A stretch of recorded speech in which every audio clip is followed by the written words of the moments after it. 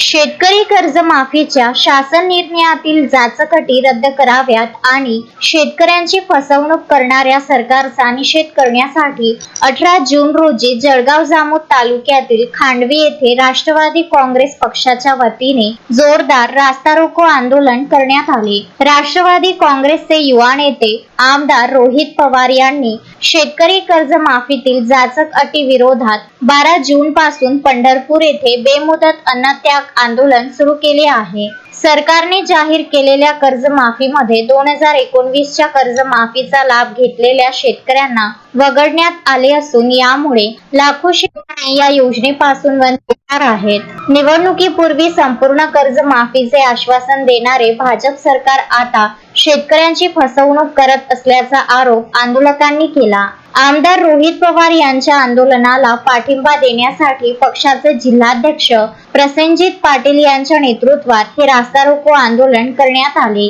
या आंदोलनात विधानसभा अध्यक्ष विश्वास पाटील, तालुकाध्यक्ष प्रमोद सपकाळ, करीम खान, महादेव भालतडक, आशिष वायझोडे, दत्ता डिवरे यांच्यासह पक्षाचे प्रमुख पदाधिकारी आणि शेकडो शेतकरी बांधव मोठ्या संख्येने उपस्थित होते। महाराष्ट्र सरकारने जी कर्जमाफी या ठिकाणी जाहीर केली ती कर्जमाफी नसून कर्ज वसुली आहे। आवळा द्यायचा कोवळा काढायचा ही जुनी पंतांची नीती फडणवीसांनी या ठिकाणी दाखवलेली आहे।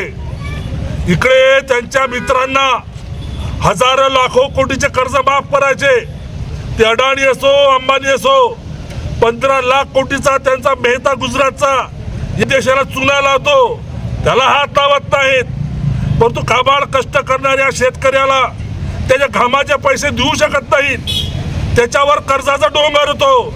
मुलाबाळांचे लग्न असतील, आई वडिलांचं औषधोपचार असेल, या सर्वाला पैसा कमी पडतो। त्यातून अनेक प्रकारे मोठ्या आत्महत्या आपल्याला दिसून आलेल्या आहेत। या आत्महत्येवर शेतकरी कर्जमाफीच्या माध्यमातून थोडा दिलासा देण्याचा प्रयत्न या सरकारकडून अपेक्षित होता नव्हे। त्यांनी तसं आश्वासन त्यांच्या जाहीरनाम्यात केलं होतं। 2 वर्षापूर्वी झालेल्या निवडणुकीच्या तोंडावर शेतकऱ्यांचा 7-12 कोरा कोरा कोरा असं 3 वेळेला फडणवीस बोलले होते। विसरले का डळकर तुमचे फडणवीस? आणि माझा तर चॅलेंज आहे, तुम्ही हजारो तुम्ही म्हणता ना रोहित पवारांची कर्जमाफी स्टंट आहे।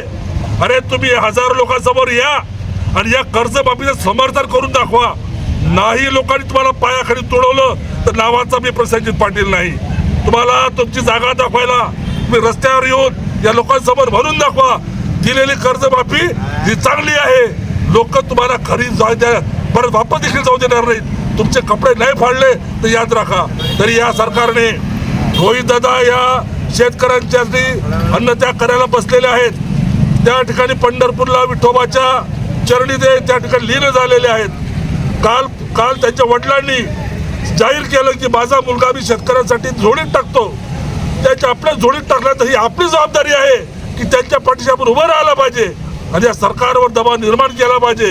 आणि ही सरकारने जर कर्जमाफी दिली नाही तर होणारं आंदोलन अतिशय भयानक राहणार आहे, भीषण राहणार आहे। त्या सर्व गोष्टीला सरकार जबाबदार राहील, फडणवीस सरकार जबाबदार राहील, मोदी सरकार जबाबदार राहील, याची सर्वांनी नोंद घ्यावी। मनीष ताडे, विदर्भ न्यूज, जळगाव जामोद। श्रद्धा फैमिली शॉपिंग में जाएंगे हम सभी, साड़ियों की नई डिजाइन देखो यहीं से लाएंगे। श्रद्धा फैमिली शॉपिंग में जाएंगे हम सभी, लेडीज जेंट्स बच्चों की हर फैशन लाएंगे सभी।